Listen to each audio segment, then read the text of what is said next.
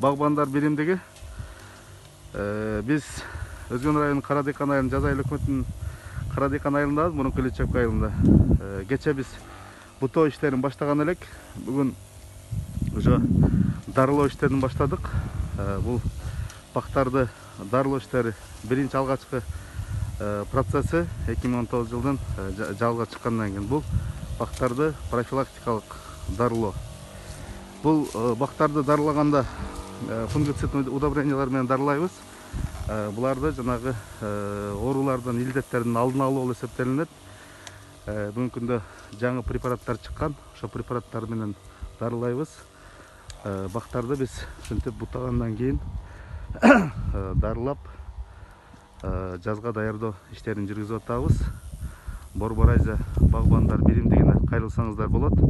Борборайза Багбандар биримдигинде биз атайын маалымат жана консультативдүү жана информационный отдел коомдук бирикме ачтык. Элдерге жардам берүү жана элдерге туура багыт берүү жана элдерге ушундай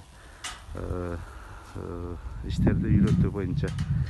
Бизде моундай аппараттар бар. Бүгүнкү күндө бакты дарылоо аппараты болуп эсептелинет. Монда атайын бул чыгарылган бактардын өзүнүн ылайыкташтырылган аппараттар аябай ыңгайлуу.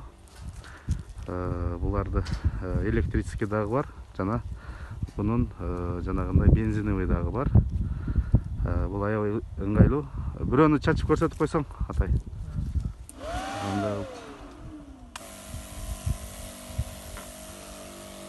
Атайын мындай вентилятор негизинде жасалат. Бул жактан чыгарган подачаны мондай давление менен берет. Монтип бактарды дарылаган аябай ыңгайлуу. Келиңиздер, Борборайза Багбандар биримдиги менен бир болуңуздар. Биздин WhatsApp группасында дагы тайпабыз бар, Telegram тайпасында дагы бар, Facebook баракчабыз дагы бар, Одноклассник баракчабыз дагы бар. Ошол жерге катталып, ушундай маалыматтарды алып турсаңыздар болот. Ассаламу алейкум. Барыңыздарга тынчылык, аманчылык болсун.